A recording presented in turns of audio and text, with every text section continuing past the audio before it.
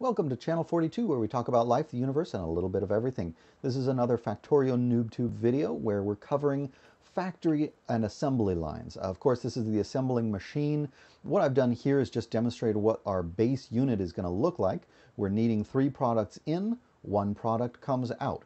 That's the gears, the electric circuits, and the iron plates needed to make a basic inserter. So again, always great to think of it like a function where you've got the products that come in, something interesting happens, and only one thing comes out. In this setup, which was one that I saw online, recommended, you've got 4 lanes. You've got 4 belts, 1, 2, 3, and 4. And you have access to all 4 of those from this factory with 2 red and 2 yellow. And of course, this red one grabs from the far, this one grabs from the near with the electric circuits, this one is grabbing from the iron plates, and this one is dropping onto that far belt with the finished products. 3 inputs, 1 output. That's a fine option, works pretty well. It's not my favorite. I'll show you why. There's a couple reasons. One of them is you need so many power poles, and it requires an awful lot of inserters, and red ones are a little more expensive. But you can line it up like this. This is a pretty common way of making a factory, and often if you leave it, instead of building something on the end, you can expand it later. Real useful for certain other options that you'll get to later. Now, here's something that I prefer a little more. You can see I brought this iron belt alongside, so we've got 2 belts on one side. That brings all of the inputs on one side. I've also combined the gears and the electric circuits onto the same belt, so that red one can grab either one of those. The yellow here grabs the iron plates, and then the yellow over here drops the finished product on this far belt.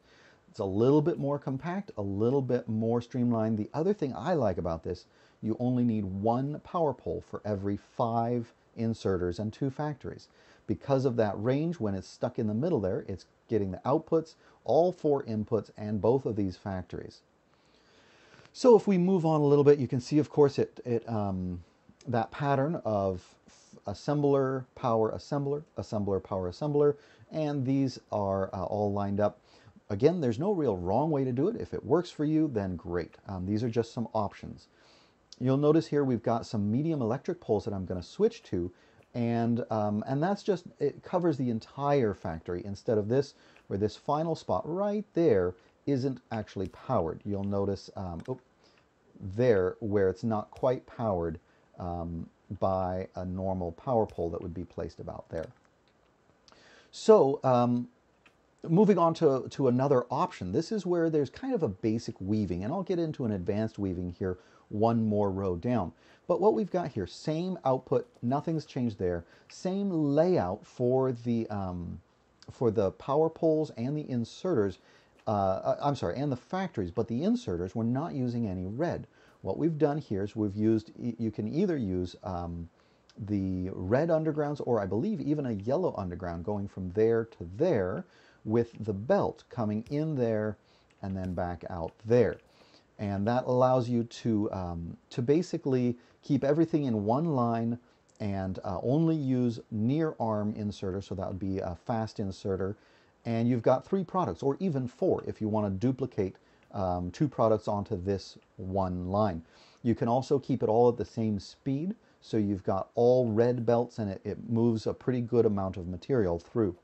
And of course, you've got the standard coverage with this guy, where everything, all 3 spots on this side, and this side are covered with that 1 power pole.